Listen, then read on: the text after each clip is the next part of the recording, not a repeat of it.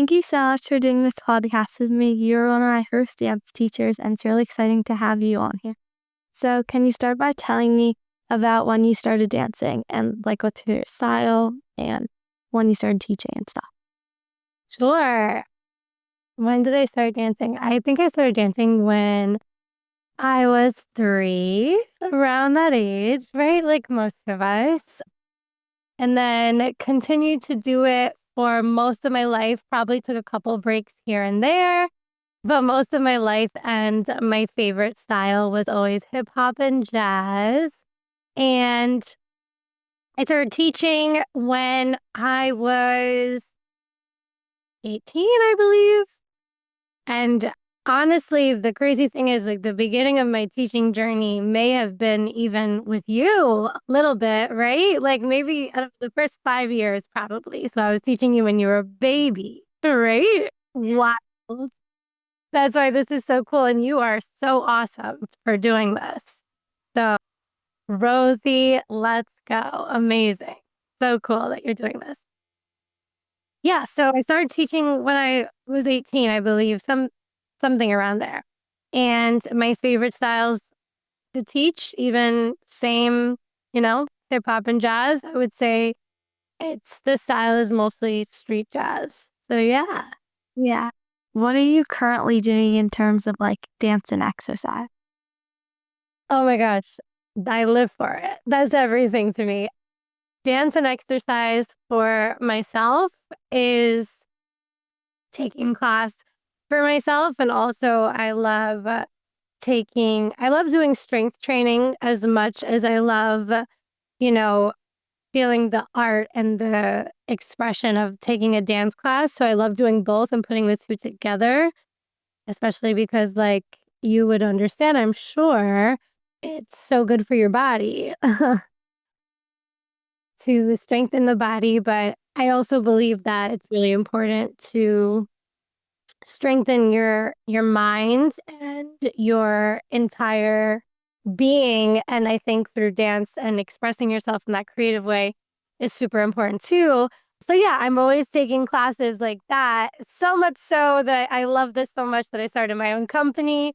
And that is what incorporates the two together, dance, fitness, and wellness as well, because it's all as a whole. So yeah, that's what I'm doing. Yeah, that's really cool that you started your own business and that you're doing stuff like that. Yeah.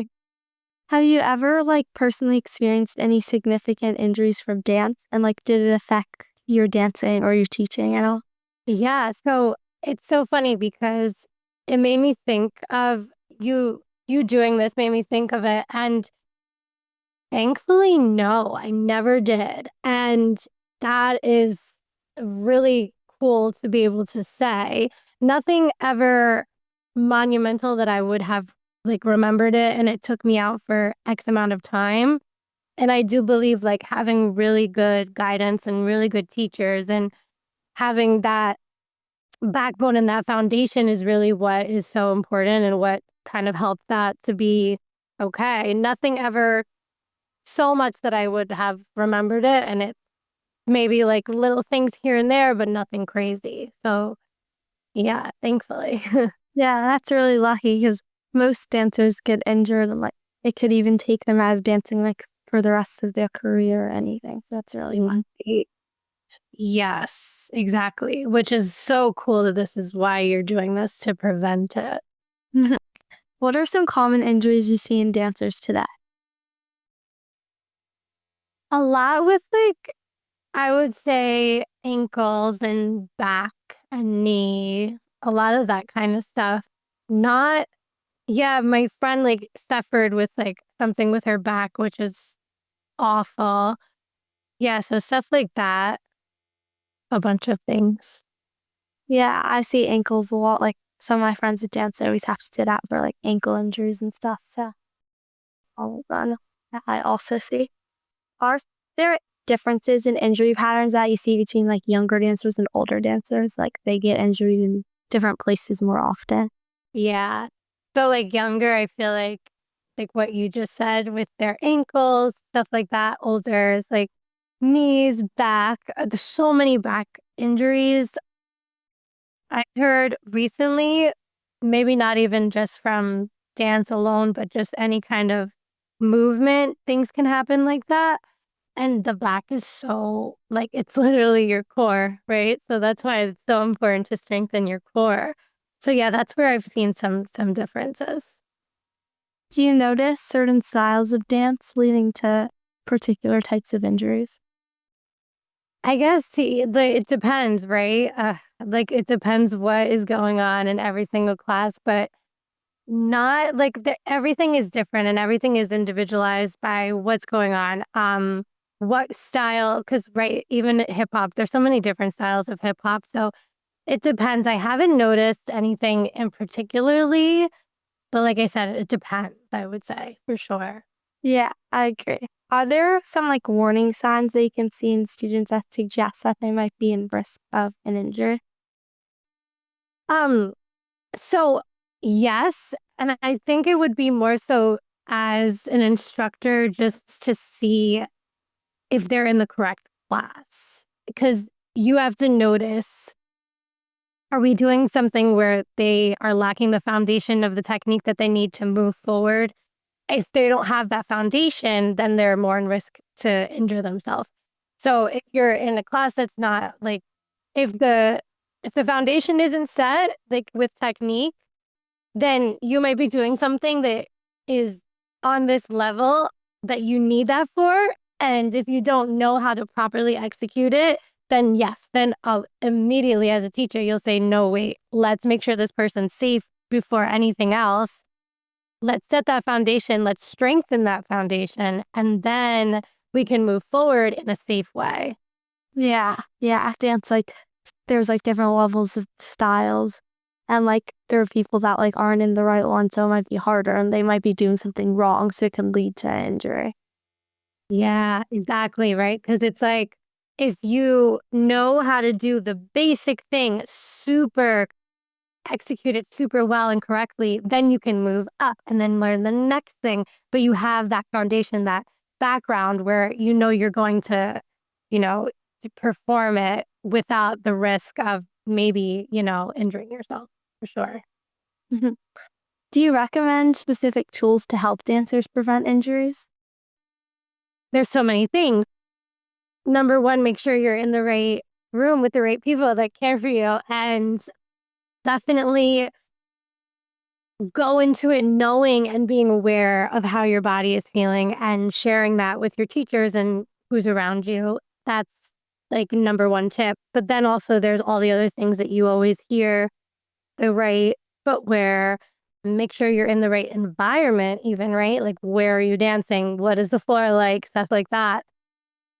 And I would say, obviously, a correct warm up your body the certain way.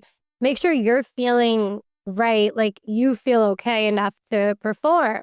Like, how do you feel? Are you ready to take on what you're doing? A lot of stuff like that. I mean, there's so many, but those are the ones that come to my head.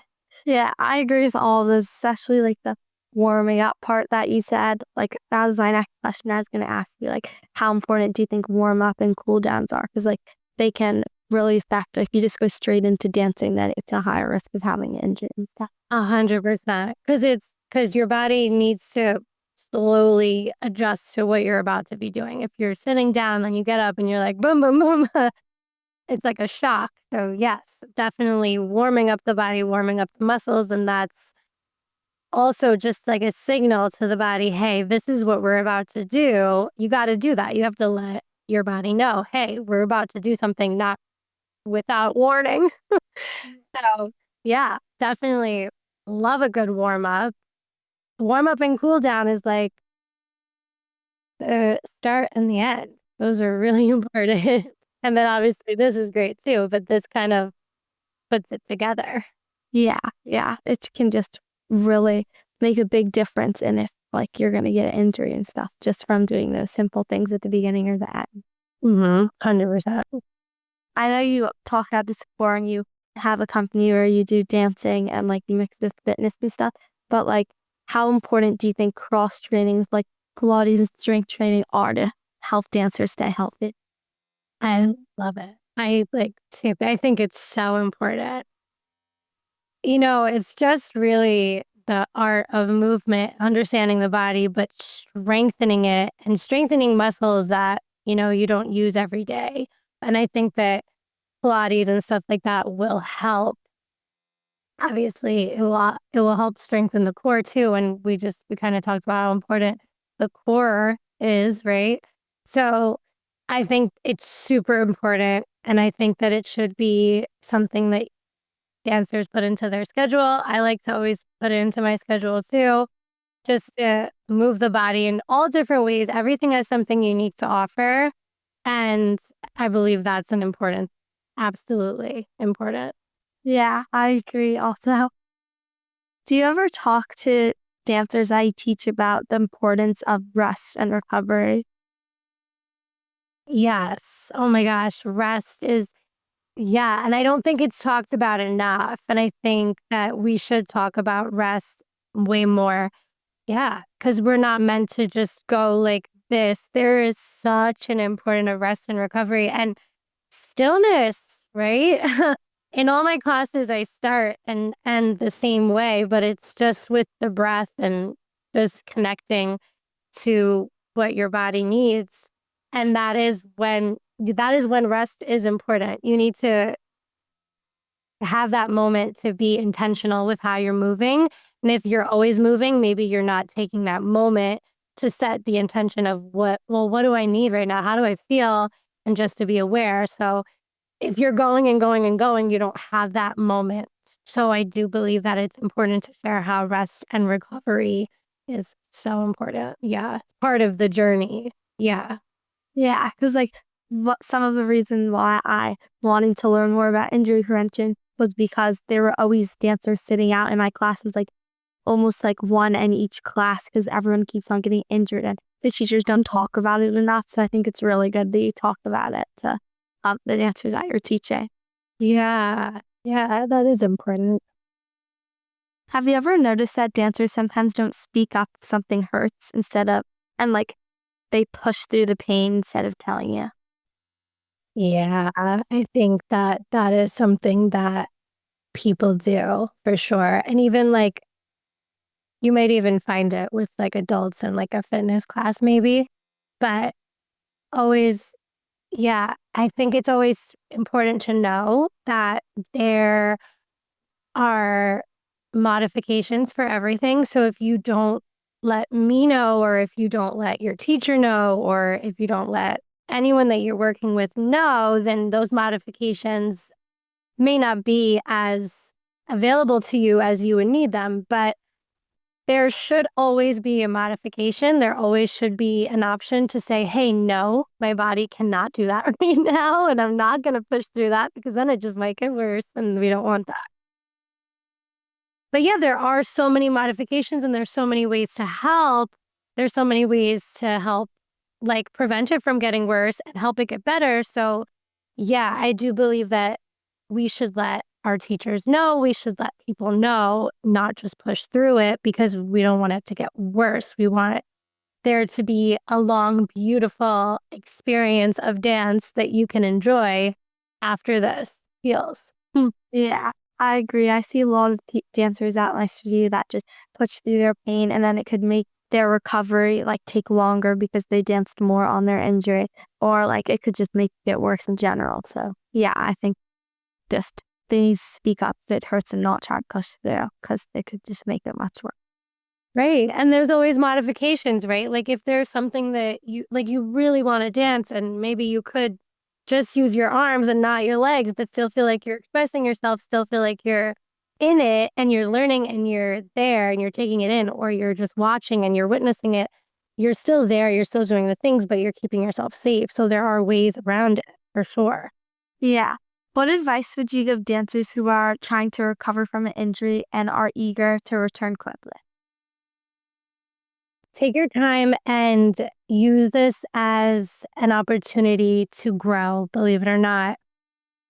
Just like we were talking about before, take the moment of rest and recovery to grow, to connect to what you might need, what you might be feeling, and just to be aware of that. I think as a person, as a whole, right? You're a person. There's a lot to you. There's a lot you have to give. And that moment to reflect on what you might be needing, that moment of rest could be so beneficial to you if you use it the right way. And I know obviously we just want to dance, right? Dancers, we just want to dance. We want to just get back in there. But how much more beautiful could it be when you do return if you did take this moment to grow and learn and reflect, rest and recovery, and you come back even stronger? What did you learn from this time that when you do step back into the studio and you do get back to dancing, that you're going to glow even brighter, you're going to move even stronger now that you know these things, and appreciate that time because it has something to give too. Like there's something that you're going to learn from this experience for sure and grow from. Yeah, I think that's really good advice because I think some people just, when they get injured, they just want to rush back into dancing and they don't want to take the time to recover that they need. And like, if that happens, then you could get the injury like again, it could happen again, or like you just try to learn from this experience. Exactly. See if anything like this will happen again, you already know like what's going to happen. And yeah, as you said, you can come back stronger. So yeah, I really agree with that. 100%. You just said it too. You don't want it to happen again, right? So if you sit there with the time that you have to rest and recover and you learned from the experience, it won't happen, right? Like hopefully, right? So you're totally right there. Yes. Yeah. What's one injury prevention tip you wish every dancer knew and practiced consistently? Okay, so I have to pick one. I think I keep going back to like making sure you have a strong foundation, which is such a broad tip. And I don't know if that's like as tactical but maybe just always put yourself in the situation to learn and strengthen the foundation. Rather than, of course, you want to challenge yourself. That's important to do too. But always build your foundation, always goes back to those technical classes that you're really focusing on technique.